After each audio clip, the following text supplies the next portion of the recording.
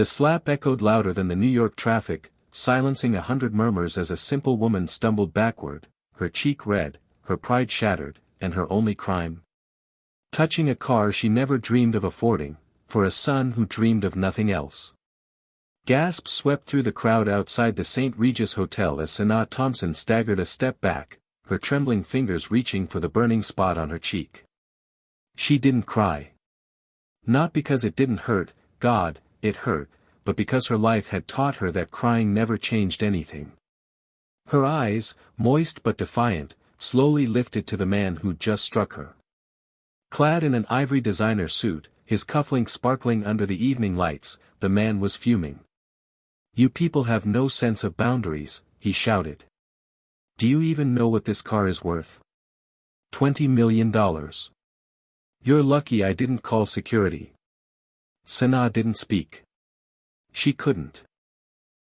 Not because she had nothing to say, but because she knew the words wouldn't matter to someone like him. He didn't see her. Not really. To him, she was just, in the way.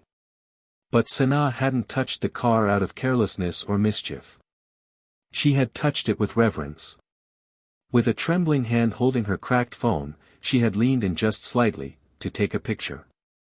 A picture for her son, Jamie. Her autistic, car-obsessed 9-year-old who had begged her, "Mama, if you ever see a Bugatti, please take a photo for me. Please." She had promised. She kept promises. Even when the world didn't promise her anything back.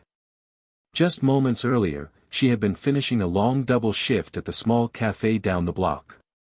Her feet ached, her back was tight, but as she walked past the hotel and caught the unmistakable gleam of the black carbon fiber monster, she froze. The Bugatti La Voiture Noire. Jamie's favorite. The holy grail of automobiles. She crossed the sidewalk slowly, as if approaching a monument. Tourists were taking pictures too. She didn't see a problem. Carefully, respectfully, she positioned her phone, and gently steadied herself by touching the side mirror. And then came the hand. The slap. The humiliation. And now, the growing crowd. But just when Sanaa thought she would melt into the sidewalk from shame, a low, steady voice cut through the tension. "That's enough." The tone wasn't loud. It wasn't angry. It was something more unsettling to the rich man, controlled. Powerful. The crowd instinctively turned to see a tall man in his 50s stepping forward from the hotel entrance. His salt and pepper hair was perfectly groomed, his navy blazer simple but tailored with precision. He looked like a man who had nothing to prove. And everything to lose. The Bugatti owner rolled his eyes. "Who the hell are you?" "I could ask you the same," the man said, glancing briefly at Sanaa, then back at the car. "But I know who you are, Mr. Levant. You own a handful of mid-tier tech startups. I've seen your name on proposals that never got funded." Levant's face paled. "And I'm Daniel Mercer. Mercer Global. The man who funds the startups you desperately want meetings with. Also, the man who owns this hotel." The crowd murmured. Someone gasped. Someone else whispered, "That's him, the billionaire investor." Levant tried to laugh it off. "She touched my car. It's worth more than. It's worth exactly what someone is willing to pay for it," Daniel cut in. "But human dignity? That's priceless. And you, just slapped a mother in front of dozens of people over a vehicle." Levant opened his mouth but found no words. Daniel turned to Sanaa. "Would you please come inside with me, ma'am?" Sanaa hesitated. She didn't want to make trouble. But something in his eyes, calm, kind, reassured her.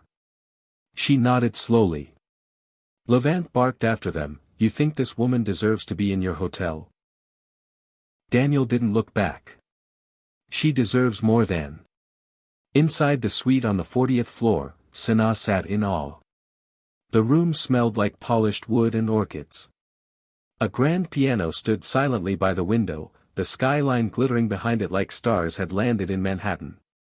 Daniel poured her water and sat across from her. "I'm sorry for what happened out there," he said.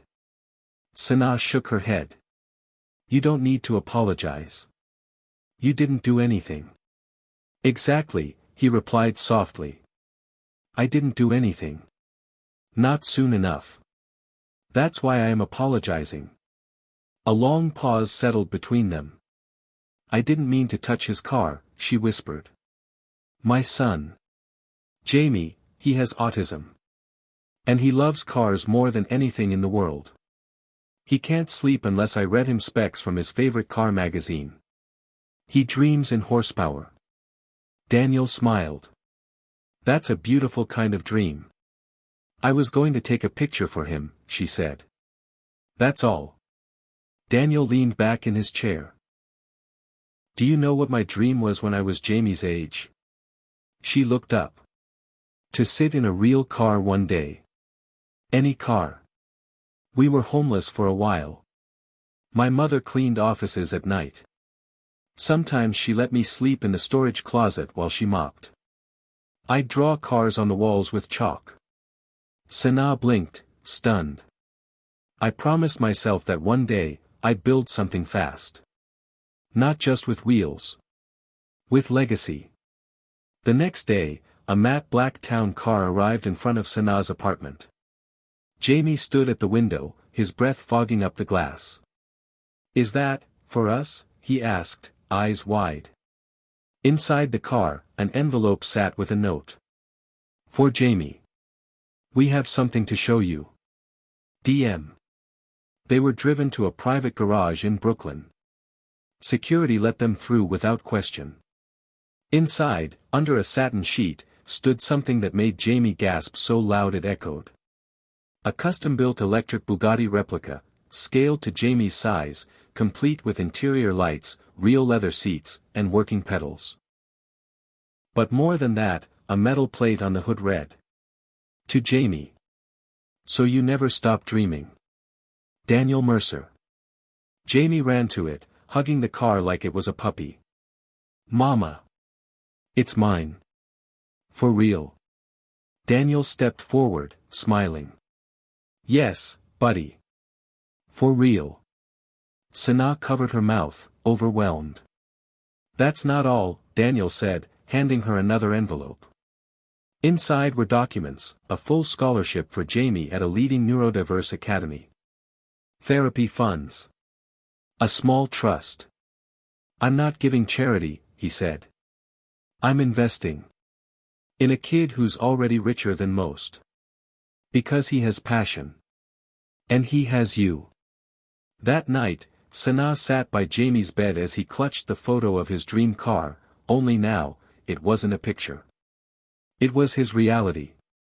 "Mama," he whispered sleepily, "why did Mr. Mercer give me all this?" She smiled through silent tears.